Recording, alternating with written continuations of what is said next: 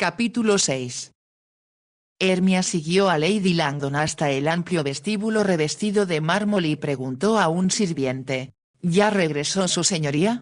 Hace unos minutos, señorita, está en el estudio. Hermia esperó a que Lady Langdon llegara al pie de la escalera para decir: desearía hablar con su hermano, si usted no me necesita. No, ya terminamos todo lo que teníamos para esta mañana, así que ve a hablar con Fabián, contestó Lady Langdon sonriente y empezó a subir por la escalera que conducía a los salones principales del primer piso. La casa del marqués era diferente a lo que Hermia había esperado. Era una de las mansiones más grandes de Piccadilly y más impresionante aún que su dueño. En la planta baja se encontraban el comedor, la biblioteca, el desayunador y los salones para escribir, así como el estudio donde el marqués permanecía cuando estaba solo. Todos los salones de recepción estaban en el primer piso y la escalera doble parecía diseñada para que una anfitriona reluciente de diamantes recibiera a sus invitados. Había dos salones de recibir contiguos que podían convertirse en un salón de baile de tamaño suficiente para acomodar cuando menos a 200 invitados y junto a ellos un salón de juego, un salón de música y para deleite de Hermia, una galería de pinturas. Todo estaba muy bien diseñado y decorado con tan exquisito gusto, que parecía increíble que, acostumbrado a vivir con tal lujo, el marqués se hubiera conformado con permanecer en la pequeña y modesta vicaría. La desventaja de vivir en una casa tan enorme era, como señalaba Lady Langdon, que todos los dormitorios estaban en el segundo piso y era un largo camino de subida o bajada a menos que uno tuviera alas. Pero como Hermia sentía que las tenía, no había inconveniente. Todos los días,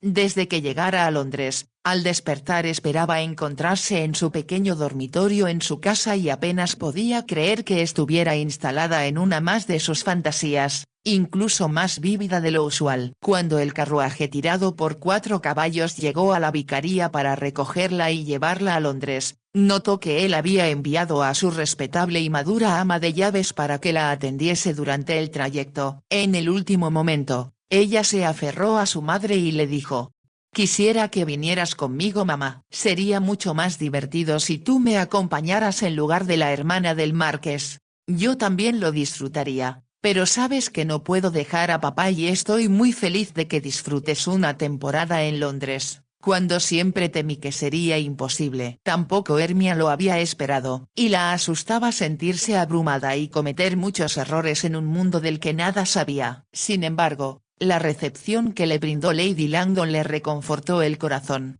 ¡Qué emoción!, exclamó en cuanto ella y Hermia estuvieron a solas. He estado tan deprimida y solitaria el último año que apenas podía creerlo cuando recibí el mensaje urgente de mi hermano donde me contaba sus planes. No esperó la respuesta de Hermia y prosiguió: lo primero que tenemos que hacer es comprar todo un maravilloso guardarropa con el que sé que serás la más bella de todos los bailes. Hablaba con sinceridad y no había duda de que era genuino su entusiasmo. Eso eliminó todos los temores y el nerviosismo de la joven. A la mañana siguiente muy temprano, empezaron a visitar las tiendas de la calle Bond. Ya se acercaba el fin de la temporada y las costureras no estaban tan ocupadas como poco antes. Debido a eso, Lady Langdon las convenció con facilidad de que hicieran vestidos en un mínimo de tiempo. Después de comprar tantos vestidos, sombreros, zapatos, guantes, chales, capital y manguitos, Hermia sentía que la cabeza le daba vueltas. Había perdido la cuenta de lo que adquirió y estaba muy cansada. Las pruebas del día siguiente le resultaron más agotadoras que cabalgar o incluso que bailar. No obstante, en su primer baile obtuvo el éxito que su madre deseaba y más peticiones que las piezas que tocaron. En los últimos 5 días había asistido a 3 bailes, 2 recepciones y a almuerzos que ofrecía Lady Langdon a los que las invitaron. También les habían ofrecido 2 cenas y Hermia sentía que había vivido toda una vida de experiencias y, sin embargo, ninguna de ellas parecía del todo real. Ahora, mientras caminaba por el pasillo decorado con finas pinturas y mobiliario de belleza excepcional, pensó que desde que llegó a Londres no había sostenido ni una sola conversación a solas con el marqués. Cuando cenaban en casa se sentaba como anfitrión, que era a la cabecera de la mesa, lo que significaba que siempre tenía a cada lado una atractiva,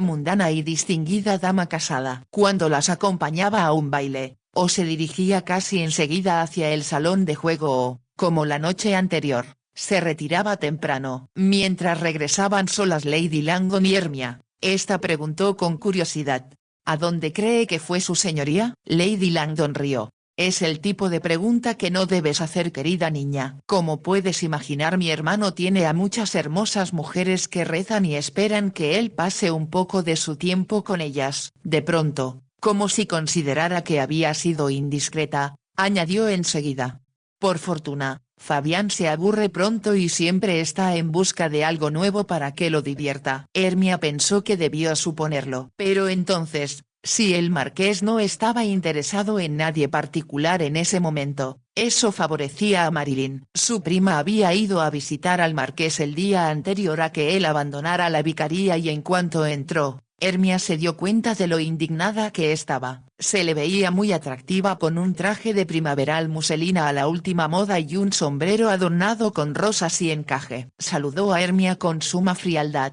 Hermia le abrió la puerta del salón donde el marqués descansaba junto a la ventana y Marilyn pasó frente a ella con tal aire desdeñoso que indicó con más claridad que las palabras lo que opinaba de la vicaría, y también demostraba que compadecía que alguien, en especial el marqués, se viera obligado a permanecer en un lugar tan ruinoso e incómodo. Hermia cerró la puerta y subió a su habitación. Se preguntó si el marqués aprovecharía la oportunidad para pedirle a Marilyn que se casara con él o, tal vez, daría a entender que cuando gozara de mejor salud regresaría. Marilyn permaneció con él largo rato y Hermia no la vio irse. Pero al día siguiente, después de que el marqués se había marchado, se sintió segura, por la forma en que se despidió de sus padres, que tenía intenciones de regresar. Eso, sin duda, significaba que deseaba casarse con Marilyn. En toda mi vida no había conocido un caballero más agradable y generoso, afirmó Nanny después de su partida. Hermia sabía que la había asombrado la suma recibida por sus servicios, y por Nanny también se enteró de que todavía quedaba una buena cantidad de vino en el sótano, que no provenía de la mansión, sino de la casa del marqués. Lo había llevado a la vicaría su secretario cuando llegó a recibir instrucciones respecto a la visita de ella a Londres. Fue una gran amabilidad del marqués, dijo a Nanny. Así es, pero no hay razón para que usted lo comente con su padre. Déjele pensar que sobró de la visita de su señoría. Antes de partir para Londres, Hermia adivinó que el marqués había hecho también otros arreglos, ya que la comida continuaba tan excelente como cuando él estaba con ellos. Pensó que debió ser el resultado de alguna intriga de Nanny y Hickson. Pero como se daba cuenta del buen aspecto de su padre y que las líneas de preocupación habían desaparecido del rostro de su madre, siguió el consejo de Nanny, no dijo nada. Ahora, mientras se acercaba a la puerta del estudio, la expresión de sus ojos mostraba que se sentía ansiosa. Abrió la puerta. El marqués escribía en su escritorio.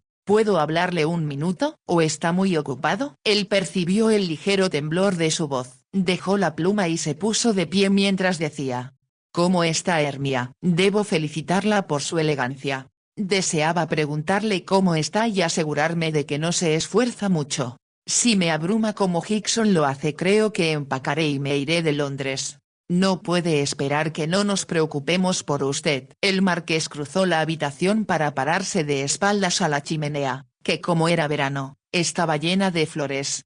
Veo que algo la perturba. Siéntese y dígamelo. Hermia se sentó en el borde de una silla, con las manos juntas. No miró al marqués, sino a las flores detrás de él. No sé cómo decir lo que deseo, balbuceó Hermia. Después de una leve pausa, el marqués replicó: en ese caso supongo que va a decirme que se ha enamorado. ¿Quién es el afortunado? Su voz tenía una seca y amarga inflexión que hacía ya tiempo que ella no le oía. No.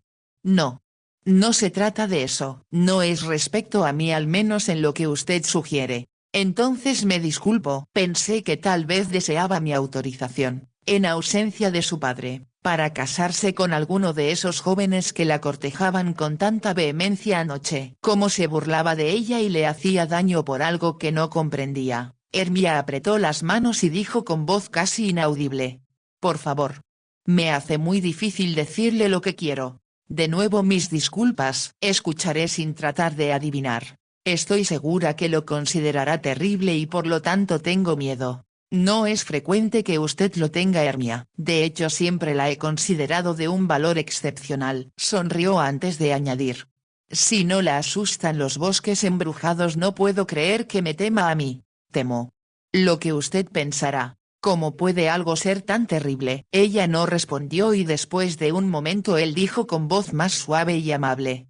Deseaba que fuera feliz aquí, que no estuviera preocupada y asustada como ahora. Soy feliz. Ha sido tan maravilloso asistir a los bailes con gente tan fascinante y tener tantos hermosos vestidos. Entonces, ¿qué sucede? Su hermana, que ha sido muy bondadosa conmigo, acaba de decirme que desea comprarme 2 vestidos de baile más para que los estrene a fines de la semana próxima. Hermia contuvo el aliento antes de añadir. Por favor. Por favor. No me considere ingrata, pero en lugar de gastar más en vestidos para mí, ¿podría dar ropa nueva a Peter? No se atrevió a mirar al marqués por si él se mostraba molesto. Continuó en tono inseguro. No sería para usted un gasto mayor y yo puedo arreglármelas muy bien con los vestidos que ya tengo, pero Peter daría cualquier cosa por poder vestirse como usted. El marqués siguió sin contestar y Hermia levantó los ojos para que él pudiera ver lo desesperada que estaba y lograr que la comprendiera. Existía una sombra de temor porque la considerara ingrata o aprovechada. ¿Y le preocupaba pedirme eso? Por supuesto. Suena tan ingrato y exigente, cuando ya usted ha hecho tanto. Pero no quiero que Peter se sienta olvidado y es tanto el sacrificio que hace papá para enviarlo a Oxford, que nunca puede comprarle lo que sus compañeros suelen usar. Yo también estuve en Oxford y comprendo. Puede dejar a Peter por mi cuenta. Hermia lanzó una exclamación y de un salto se puso de pie. ¿Lo dice en serio? ¿Es verdad? Oh, gracias. Gracias. Hizo una pausa antes de preguntar en voz muy baja. ¿No piensa que me aprovecho de usted? Le diré que todavía tengo una gran deuda con usted y, por supuesto, con su madre. El doctor me dijo esta mañana que ya estoy recuperado, pero que sería un error golpearme de nuevo en el mismo lugar. Entonces debe tener cuidado. Prométame que lo hará. Primero Hickson y ahora usted, comentó el marqués, pero sonreía. No dejo de pensar que podrían atacarlo cuando sale a cabalgar en el parque o cuando regresa a casa por la noche. Nada me sucederá y usted, Hermia, lo único que debe hacer es disfrutar y ser tan hermosa como en este momento. Hermia lo miró y se preguntó si hablaría en serio o solo le hacía un cumplido cortés. Como si él leyera sus pensamientos, exclamó.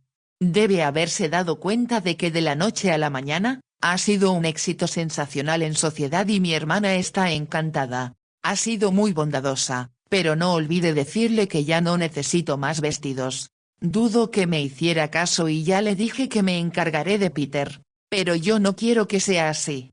No es mi intención que sea un gasto extra. Recuerdo que me dijo que el dinero no compra la felicidad y que las cosas materiales no son importantes. Ahora repite mis palabras pero con un sentido diferente. Después de lo mucho que ha hecho por mí y mi familia me siento avergonzada de recibir más y sé que mis padres sentirían lo mismo. Supongo que quiere decir que se siente muy orgullosa, pero yo también tengo mi orgullo y me niego a valorar mi vida por lo que cuesten unos cuantos vestidos y un baile que yo habría ofrecido de cualquier manera. Hermia no respondió, solo lo miró y el marqués añadió cortante. Ya desista de entrometerse. Disfruto haciendo planes y no voy a tolerar que los altere una joven de ideas diferentes a las mías. Hermia se rió. De nuevo intenta asustarme, pero no lo logrará. Anoche pensaba en que el diablo fue antes un arcángel que cayó del cielo y es evidente que ahora asciende de nuevo, por la soga de Jacob. No soy ningún ángel y me gusta como soy. No intente canonizarme. No es necesario que yo lo haga. Tengo la sensación de que ya tiene un halo alrededor de la cabeza y que de sus hombros han surgido alas. Si algo hay, es algún tipo de magia que usted ejerce y casi estoy seguro de que todo lo que bebo contiene alguna poción mágica y hay un hechizo que llega hasta los más recónditos rincones de esta casa.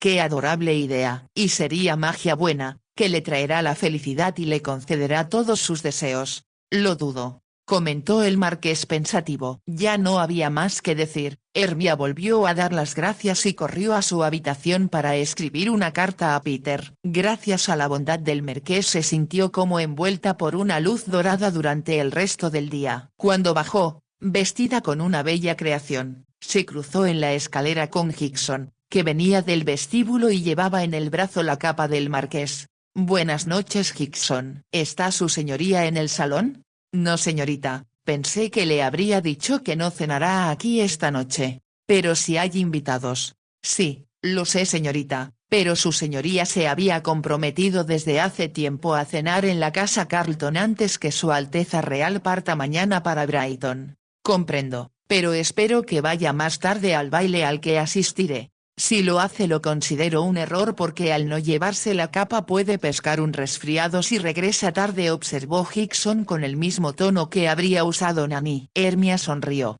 Su señoría está mucho mejor. Eso me comentó hoy. De todas maneras debe cuidarse, insistió Hickson. Como el ayudante de cámara parecía tan preocupado como ella, Hermia se atrevió a confiarle. Tengo un miedo terrible de que los hombres que lo atacaron intenten hacerle daño de nuevo. Tiene razón, señorita, pero su señoría nunca piensa en sí mismo y cuando le digo que el señor Deville terminará por asesinarlo, solo se ríe. ¿De verdad piensa usted que lo hará? Así es, señorita. El señor Roxford lo intentó una vez y lo hará de nuevo, se lo aseguro. ¿Cómo podremos evitarlo? Intente hablar con su señoría, señorita. A mí no me hace caso y dice que soy un viejo latoso. Tiene usted que hacer algo antes que eso suceda. Sí. Por supuesto, pero, ¿qué puedo hacer? Hickson lanzó un profundo suspiro. No lo sé, señorita. Puse una pistola cargada junto a la cama del amo, pero dice que cualquiera que lo atacara en su dormitorio tendría que volar para entrar por su ventana. Hickson habló con tono agraviado, pero Hermia sabía el gran afecto que tenía al marqués. Como ella,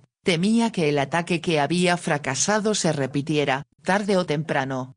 ¿Lleva pistolas su señoría cuando sale a cabalgar? Se lo sugerí, pero dice que arruina el corte de su chaqueta. Sin embargo, siempre hay una en el faetón cuando realiza viajes largos. Hickson hizo una pausa y luego añadió. Pero los hombres que lo atacaron no desean el dinero de su señoría, sino su vida. Hermia lanzó una exclamación de horror, pero no tuvo oportunidad de decir más porque vio que ya llegaban los invitados a la cena. Al entrar en el salón donde Lady Langdon esperaba, Hermia sintió que sin la presencia del marqués, la velada perdía todo atractivo. Le sorprendió, puesto que la había esperado con ansias. Entonces, mientras caminaba, comprendió que de manera irrefutable e inconfundible, lo amaba. Hermia nunca pudo recordar lo que se dijo durante la cena o quién se había sentado a su lado. Lo único en que podía pensar era en que se había enamorado, como siempre deseó, pero de un hombre que estaba tan fuera de su alcance como la luna. Lo había detestado cuando la besó, lo había imaginado como el villano de sus fantasías y había temido sus sarcásticos comentarios y la forma en que la miraba. Pero no pudo ser sino el amor el que la guió a la casa de la bruja para salvarle la vida. Solo el amor hizo posible que soportara el peso de un hombre de la talla del marqués a través de todo el bosque hasta llevarlo a salvo. Pensó que había sido muy tonta al no darse cuenta del por qué se sintió tan emocionada de tener al marqués, aunque estuviera herido, en la vicaría. Y cuando él convenció al conde de construir el aserradero, aceptando su sugerencia, debió comprender que lo que sentía por él no era solo gratitud, sino amor. ¿Cómo pudo cometer la tontería de no darse cuenta de que bajo su apariencia desdeñosa era generoso, compasivo y sensible? No era solo magia lo que había cambiado todo y hecho que la atmósfera de la vicaría pareciera aún más feliz que antes, sino su amor por el hombre al cual había salvado la vida. Por supuesto que lo amó, pensó Hermia. Los hombres que había conocido y que la halagaban nunca le parecieron del todo reales. Eran como figuras de cartón que surgían de las páginas de un libro, no hombres de carne y hueso. El marqués era real, tan real que llenaba sus pensamientos, su mente y su corazón desde que lo conoció. Intentó usar su sentido común y decirse que ella jamás significaría nada para él y que iba a casarse con Marilyn. Al principio lo había dudado,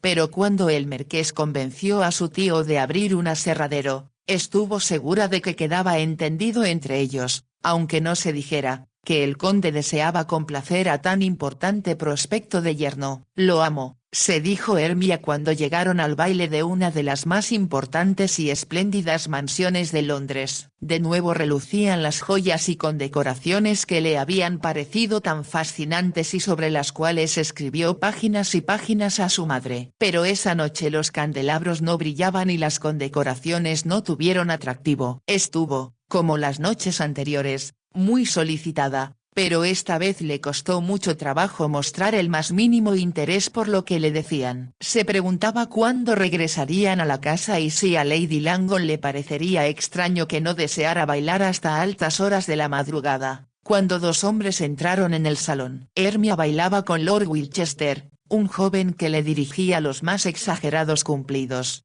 «¿Cuándo puedo verla a solas? ¿Podría visitarla mañana?» «No estoy segura de lo que haremos», respondió ella con vaguedad. «Es la misma respuesta que me dio anoche y antenoche. Tengo algo que decirle, que solo puede ser cuando estemos a solas». Le apretó los dedos casi hasta hacerle daño y Hermia se dio cuenta de que se proponía ofrecerle matrimonio. Por su mente cruzó la idea de que como era muy rico e importante, sería un matrimonio que encantaría a sus padres y, por supuesto, a Lady Langdon. Pero al mirarlo a los ojos, Hermia tuvo la certeza de que aunque le rogara 100 años, ella no accedería a ser su esposa.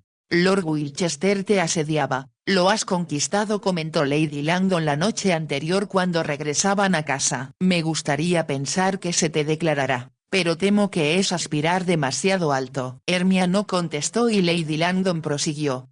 «Es uno de los jóvenes más encantadores que he conocido en mucho tiempo. Posee una gran propiedad en Oxfordshire, además de la casa Wilchester en Londres que es excepcional». Suspiró y añadió. «Pero es esperar demasiado. Todas las madres ambiciosas han intentado capturarlo para sus hijas y creo que si se casa con alguien, será con una de las hijas del duque de Bedford». Hermia no había vuelto a pensar en ello pero ahora comprendía lo que intentaba hacer Lord Wilchester sin necesidad de que dijera más. Debería aceptar para complacer a papá y mamá, pensó. Miró al príncipe regente que entraba en el salón y detrás de él, el marqués. Se alegró tanto de verlo que todo lo demás desapareció de su mente, olvidó a Lord Wilchester y lo que le decía, hasta que, como si la voz le llegara de muy lejos, le escuchó decir. «Le hice una pregunta. Lo lamento. No escuché lo que decía». Observó al marqués saludar a su anfitriona y lo vio recorrer con los ojos el salón, como si la buscara. Se dijo ahora que si Lady Langdon pensaba que Lord Wilchester estaba fuera de su alcance, más lo estaba el marqués. «¿Se hospeda en la casa de Beryl?», preguntaban casi todos a quienes conocía. «Debe entonces ser alguien muy importante». «¿Por qué lo piensa?», preguntaba Hermia aunque conocía la respuesta. «A de Beryl nunca se le ve con jovencitas. En los clubs se comenta que si viera una, no la reconocería». Por lo general, el que lo decía, solía mostrarse avergonzado y añadía enseguida.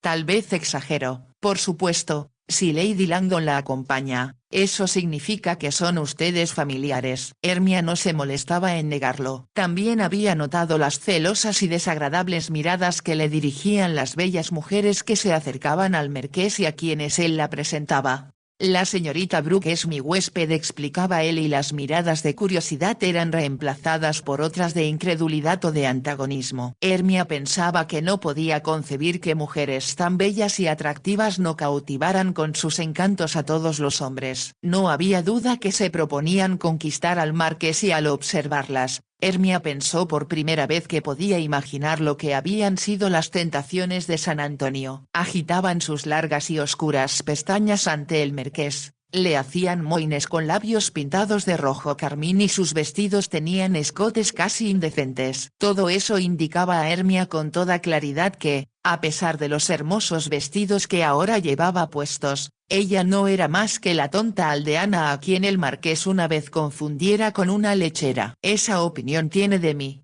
pensó. En ese momento sintió que se hundía en un pequeño infierno propio, donde no existía el amor correspondido, solo la frustración de anhelar y desear lo que estaba fuera de su alcance y jamás obtendría. Aunque el marqués sonrió en dirección a ella en el baile, No hizo ningún intento para acercarse y cuando el príncipe regente se retiró, se fue con él. Más tarde, Hermia y Lady Langdon regresaron solas y en el trayecto, la dama comentó: «Estabas preciosa esta noche y la duquesa me dijo que sin duda eras la más bonita del baile. También me di cuenta de que Lord Winchester estuvo muy atento contigo. Me preguntó si podía visitarme mañana», dijo Hermia, sin pensar. «¿Te pidió verse a solas?», exclamó Lady Langdon. «Sí, pero yo no quiero». «Querida niña, no seas ridícula. ¿No comprendes que se te va a declarar?». «No habría pedido verte a solas si no fuera esa su intención. Pensé que así era. Pero no deseo casarme con él». «¿No quieres casarte con Lord Winchester?», exclamó asombrada Lady Langdon. «Pero mi querida Hermia, has perdido la cabeza. Sería el más maravilloso y brillante matrimonio al que pudieras aspirar». «Seré honesta, no tenía idea de que conquistarías el corazón del más elusivo soltero del mundo social londinense». Hizo una pausa y añadió, casi en broma: «Con excepción, claro, de mi hermano, quien juró que jamás se casaría». «¿Por qué lo hizo?», preguntó Hermia con tono muy diferente de voz. «¿Nadie te ha dicho que el pobre Fabián fue tratado de la forma más abominable por una joven de quien se enamoró un año después de salir de Oxford?